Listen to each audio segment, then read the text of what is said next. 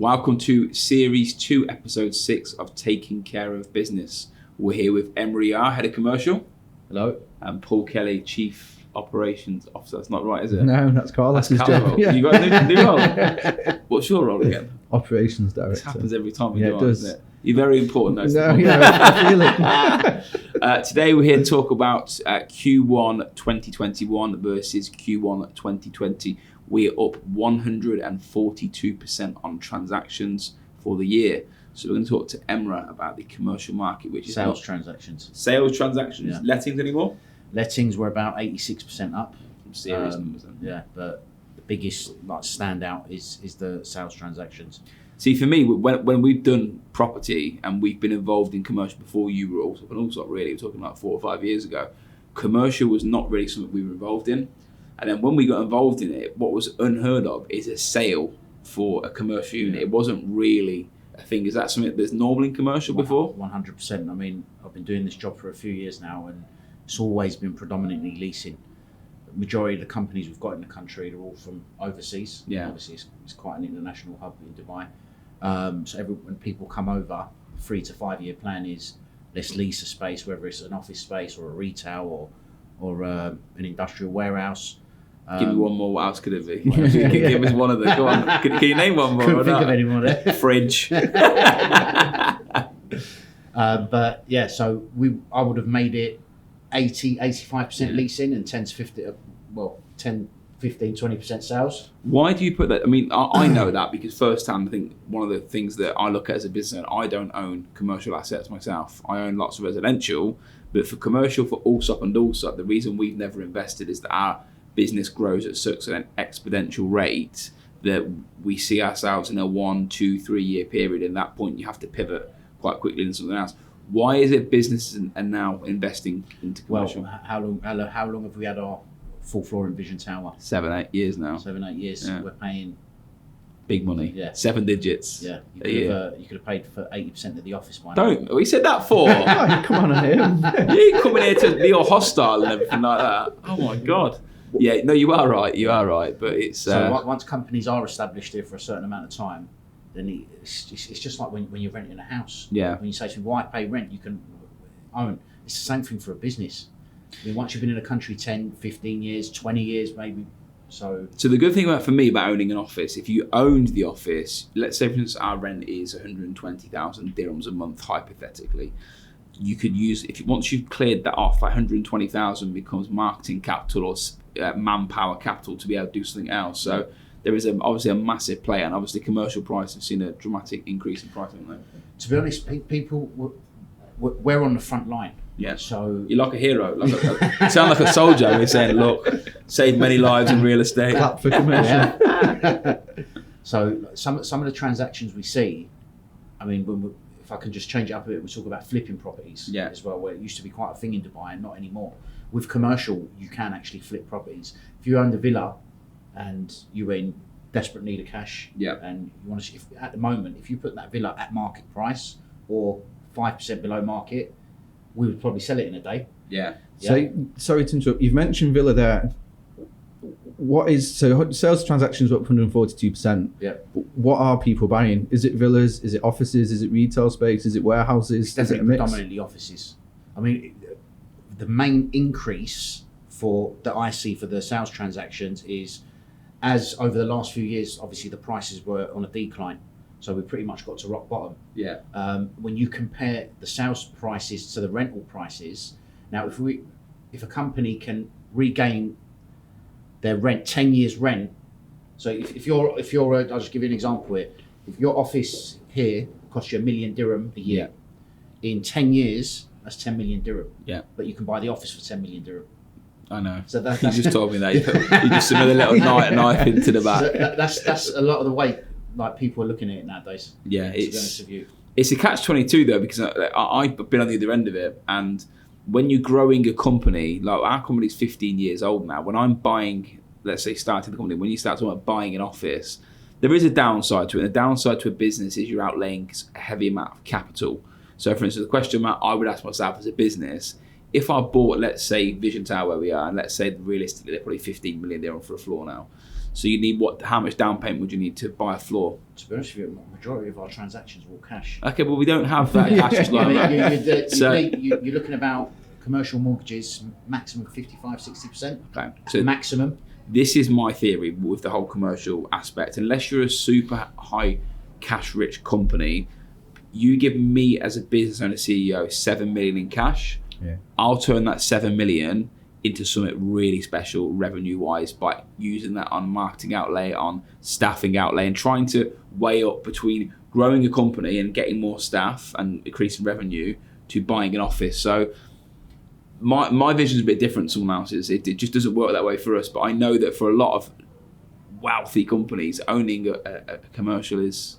I think I agree with you when you're more of a new business, but how established we are at the moment, we've been in the market over 10 years, then now you might start looking at it a bit differently. But, so I just want to have this little conversation with you, because it's important, we're on a bit of a debate here. Going back to what I said, if we'd gone back 10 years ago and I bought this floor room now, I wouldn't be, that 7 million to the growth of the business at the time, which is 50% of 7.5 million or 15 million, I don't think I would be able to grow exponentially like we have. So obviously the business exploded over that period. So there's the entrepreneurial business head and there's the commercial real estate head. And there's no right or wrong, because there's a crazy demand, isn't there? Right now, we're so established that I think the next thing we should be doing is buying an office. Exactly. But when I was in that growth stage of going, right, I want to take it from 150 to 300 people, I don't think I'd be able to do it like we've done it. But just to interrupt you there, a lot of businesses do think that way. Yeah. Established businesses in the UAE are generally buying properties later on down the line, whether it's in 5 years, 10 years, 15 years. 14 years, like 14 years. Yeah, I know. But the increase in sales transactions, again, is down to returns on investment. Yeah. I mean, at the moment, anything below 8% commercial, people won't look at it. Well, this is what net. This is what I was going to ask. So out of the people that are buying, is it more established businesses looking to buy an office instead of rent, or are we seeing a lot of investors coming into the market? It's quite a mixture of both. I mean, when we were talking at the beginning about it's predominantly leasing and we do 10-15% in sales, then it would be more investors. Yeah. The reason for the increase is kind of a mix. Like end users are buying, investors are buying. It's been hectic. It's quite an interesting dynamic when you talk about the commercial market. I mean, really, I'm thinking about it's the first time we properly spoke in depth a little bit about end users, but it's now a bit like the residential market where someone's been here a while, they want to take their step into the ladder. I'm going to buy my first property or my first office. It's not just cold, okay, I want an office. It's now we've set up, we're established, like a family really, isn't it? Yeah. And like you just mentioned residential, the similarities, undersupply. I know there's been a lot of talk about undersupplying in good villa communities. It's the same with office space. Really? If you went onto Property Finder today and you looked for, let's say, 1,000 square foot office, you'd have thousands of results that come up. It's a bit like looking for an apartment. Yeah. If you increase that size, and the company's got a bit of a prestige, let's say, so you want to be in a good tower. Yeah. 3,000 to 5,000 square foot in a good tower in Business Bay. Run a search on your phone, and you will have options that are actually available. Yeah. Probably 5, 6. It's crazy, isn't it? But that's a sweet point for a lot of businesses. 5,000 to 3,000 square foot. That is probably, what do you reckon, 80% of the businesses that are searching for offices for that? It would be. It's absolutely crazy. And I'm talking about leasing and for sales. So if you've bought a commercial unit as an investment, I mean, those kind of undersupplied units, what we're saying, 3,000 to 5,000 square, they do not stay empty. Wow. Especially if you've got something ready, furnished, let's say partitioned in a good building. Like we've just had 4 offers on a unit in one of the towers across the road. Wow. Literally 4 clients, and it was listed at 200,000 dirham per annum. We rented it for 220,000 per annum. Wow.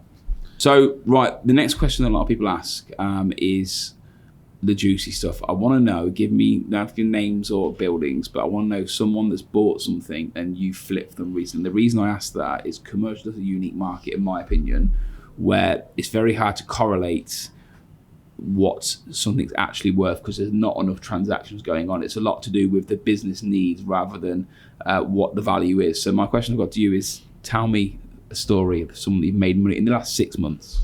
All right. First, I'll tell you the reason why we can do things like that, and then I'll tell you a story about it. If obviously you're running a business, sometimes it's on the up, sometimes it's on the down. Yes. People take gambles. And obviously you get companies that get strapped for cash. Yeah.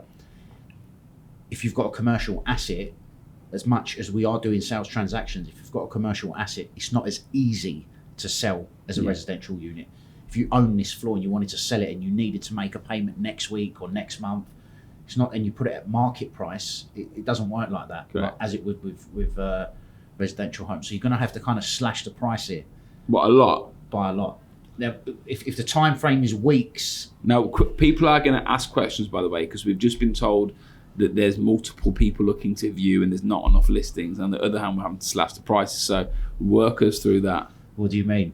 So you said a minute ago that there's loads of buyers and there's not enough properties. But then on the other hand, we're now saying that if a property comes on, you need to slash the price. So now we're talking about bigger units. Is that what it is, the bigger unit? The bigger units. Like, it's not as easy to find a buyer for a full floor, let's say, where the money is, obviously, when you're trying to flip properties, as it is for 3,000 to 5,000 or like slightly smaller units. So we've recently done a transaction, I think it was maybe a little bit over 6 months ago, in the IFC, where the market value for the floor, I would have probably valued it at about 16, maybe 17 million at the time. Okay. What was the size? 10,000 square foot.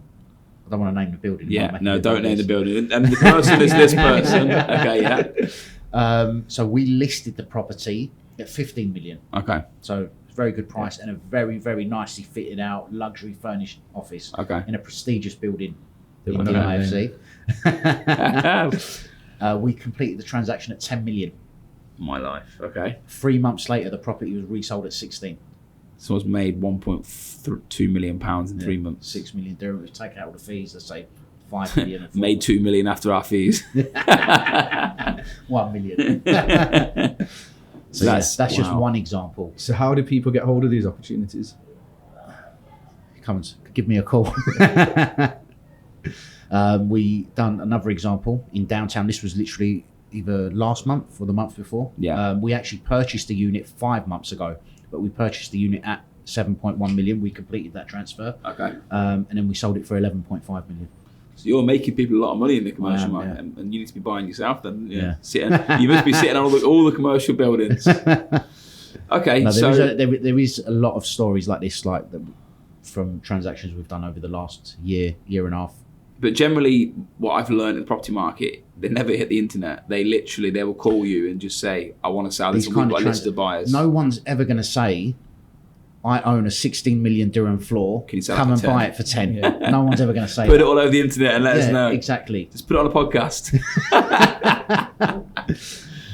Okay, so final question I've got for you. If someone is looking to purchase a commercial asset, is there anything they should be looking out for? Is there anything hidden that they don't know about the residential market, such as chiller fees, hidden fees, or I'll mainly talk about VAT.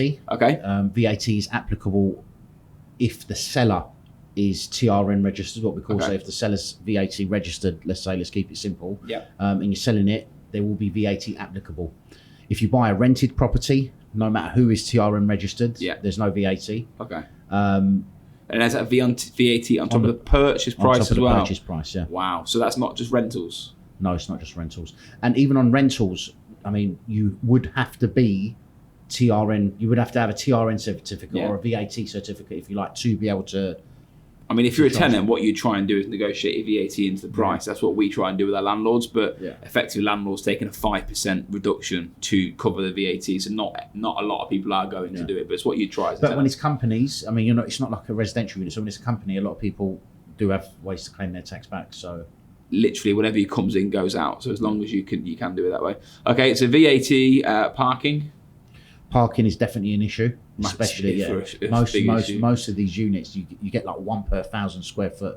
So on a 10,000, this is a majority of the buildings. So certain developers give 1 per 500.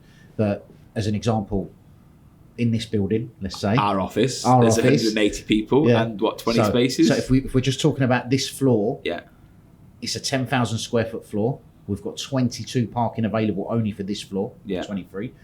And we could probably fit 80, 90 people working on this floor. On this floor alone, Yeah. there's 176 people on this floor. Only on this floor. On this floor, and downstairs there is how many downstairs? Is that legal? 76. Yeah, Is that legal? you tell me. what are you doing? Throwing us around everywhere. The square footage says it is. I've had the DED in here for approvals. So there's a lot to look at for parking, VAT, fees, and then obviously if you are looking to buy, how do we contact you? What's your mobile number? You can contact me on 050-761-6964. Or you can jump on our website. We've got loads of... What's the website? allsopp.com. The reason I was tricky in that, I was going to see if you said the www, because people don't say that anymore, do they? World Wide Web. No.